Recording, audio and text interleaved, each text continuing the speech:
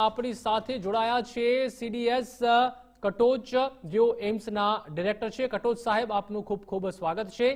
સૌપ્રથમ કટોચ સાહેબ, આપને પૂછવા માંગુ છું કે સીપીટી મશીન આવ્યું છે તેના શું ફાયદા છે અને કઈ રીતે કયા પ્રકારના ટેસ્ટ આમાં થતા હોય છે? देखो, सीपीटी का मतलब है कार्डियोपल्मोनरी एक्सरसाइज टेस्ट। तो आप ये समझ सकते हैं कि इसमें जो हम जब मरीज से एक्सरसाइज करवाते हैं तो उसका लंग्स के अंदर क्या चल रहा है, हार्ट के अंदर क्या चल रहा है, ये दोनों चीज़ें साइमल्टेनियसली रिकॉर्ड होती हैं। उसके मुंह में एक सेंसर लगा होता है, जैसे आप देखेंगे, आप फोटोग्राफ में दिखाएंगे आपको, वो सेंसर सारी चीज उसकी मॉनिटर करता है। रेस्पिरेटरी रेट से लेके पल्स रेट मॉनिटर होता है और कितनी ऑक्सीजन कंज्यूम कर रहा है आदमी, कितनी कार्बन डाइऑक्साइड वो बना रहा है, उसके ईसीजी चेंजेस क्या आ रहे हैं। तो इसको कलेक्टिवली जब पढ़ा जाता है लंग फंक्शन टेस्ट के साथ में और हार्ट के ईसीजी के साथ में, तो वो हमें पूरा ज्ञान देता है कि अगर किसी को कोई सांस की प्रॉब्लम है या कोई दूसरी प्रॉब्लम है तो वो उसको नैरो डाउन करने में आसानी मिलती है कि ये फेफड़े की वजह से है, मसल की वजह से है, या ब्लड की वजह से है, या लंग्स की वजह से है। तो इस मशीन से एक ही टेस्ट से, जैसे दूसरा आपने सुना होगा टीएमटी होता है, ट्रेडमिल टेस्ट, जो सिर्फ उसमें ईसीजी दिखाता है। तो उसमें सच पैटर्न है कि ईसीजी में ये चेंजेस आए तो आदमी को इंटरप्रेट कर लेता है कि इसको हार्ट की प्रॉब्लम अंडरलाइंग है। वो नॉर्मली जब आप बैठे हो तो नहीं पता चलती, पर जब एक्सरसाइज करते हो तो वो मैनिफेस्ट हो जाती है। तो टीएमटी टेस्ट वो होता है। जो सीपीटी टेस्ट है, इसमें साथ साथ में आपका हार्ट और लंग दोनों को इकट्ठा देख रहा है, क्योंकि ये दोनों ऑर्गन आपस में एक दूसरे को असिस्ट करते हैं, सप्लीमेंट करते हैं एक दूसरे के काम को। अगर एक कमजोर हो गया, दूसरा ऑटोमेटिकली शुरू में पावर देगा और जब फेल होंगे तो दोनों इकट्ठे फेल होंगे। तो उसको शुरू में हम पकड़ लेते हैं कि यार इसके लंग्स में प्रॉब्लम है, लंग्स की प्रॉब्लम को ठीक करो, हार्ट की प्रॉब्लम अपने आप ठीक हो जाएगी। ये हार्ट में है तो उसको थोड़ा सा ठीक करिए, ये हो जाएगी। या इसको मसल की पूरी वीकनेस है, उसकी वजह ढूंढेंगे फिर क्या है कि वो कर ही नहीं पा रहा है। या हीमोग्लोबिन किसी में कम है तो वो 4 स्टेप भी नहीं चल पाएगा, शुरू में थक जाएगा।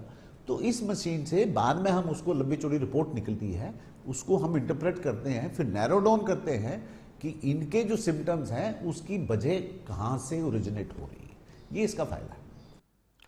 જી સાહેબ, જે રીતે આજકાલ ગુજરાત તેમજ ભારતમાં એક પેટર્ન ચાલી રહી છે કે યુવા હોય કે આધેડ હોય તેમાં એટેકના જે પ્રમાણ છે તે સતત વધી રહ્યા છે, આની સામે આ મશીન કઈ રીતે ઉપયોગી બનશે? आपकी ऑब्जर्वेशन ठीक है कि अभी यंग डेथ्स जो हैं पहले के मुकाबले थोड़ी सी ज़्यादा हो रही हैं, यंग और मिडिल एज में। और काफ़ी कुछ डेथ्स जो हैं वो एक्सरसाइज रिलेटेड भी हैं। हमने देखा कई लोग होते हैं जो रोज़ का 10 किलोमीटर दौड़ते हैं, बट एक दिन खड़ाक से कुछ ना कुछ हो जाता है। तो वो इसके बहुत सारे कारण हैं। एक तो कारण है कि हो सकता है उनको अंडरलाइंग कोई कंजेनिटल डिजीज़ रही हो हार्ट की, जो पहले पिकअप नहीं हुई हो और वो एक्सरसाइज करने से मैनिफेस्ट कर गई हो, और कोई कार्डियक अरिथमिया हो गया हो तो उसकी वजह से वो हुआ हो।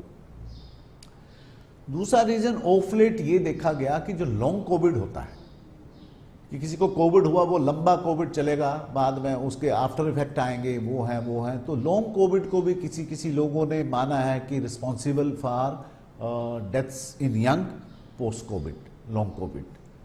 तीसरी वजह है कि स्ट्रेस फैक्टर की वजह से हमारे जो हार्मोन है वो ज़्यादा रिलीज होते हैं, वो आपका ब्लड प्रेशर रेज करते हैं, आपकी आर्टरीज को कंस्ट्रिक्ट कर देते हैं, ऊपर से आप एक्सरसाइज कर रहे हो। तो ऐसा कुछ मिसमैच करके तो ये हाइपोथेसिस दी जा रही है कि लॉन्ग कोविड एक रीजन है, अंडरलाइंग लंग डिजीज हार्ट की या किसी की हो वो डिफरेंट है, और लॉन्ग कोविड तीसरी है, स्ट्रेस को मिला के। तो ये कुछ एक वजह हैं जिनसे देखा गया है कि ऑफ लेट यंग्स में और अच्छे हट्टे कट्टे दिखने वाले लोगों में ऐसा कुछ हो रहा है।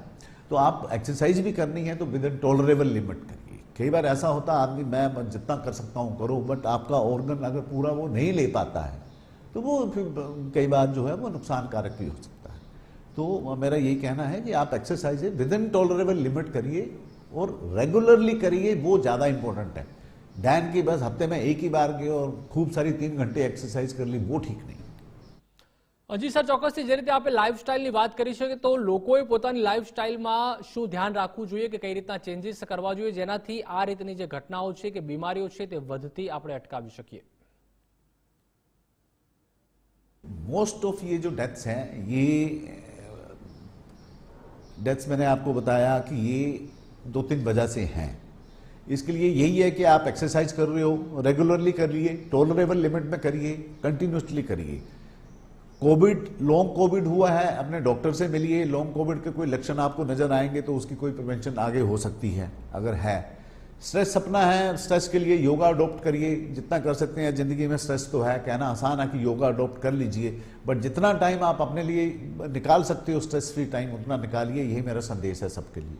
अपने लिए टाइम जरूर रखिए, दुनिया आपके बिना रुकेगी नहीं, बट आप रुक सकते हैं अगर आप रुके नहीं तो। સાહેબ, અગાઉથી આ પ્રકારની ઘટના હોય કે આ રીતની બીમારીઓ હોય તેને અટકાવવા માટે ખાસ કરીને કયા પ્રકારના ટેસ્ટ અગાઉથી પણ કરાવવા જોઈએ?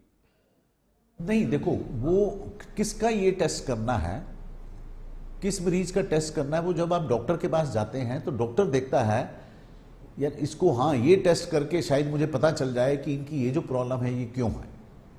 तो वो डॉक्टर डिसाइड करता है कि इनको टीएमटी करना है, कि इनको ईसीजी ही करना है, कि इनको एक्सरे करना है, कि सीपीटी करना है, कि इनका लंग वॉल्यूम प्लेथेस्मोग्राफी करनी है, कि क्या करना है, या सिर्फ स्पायरोमीट्री से काम चल जाएगा।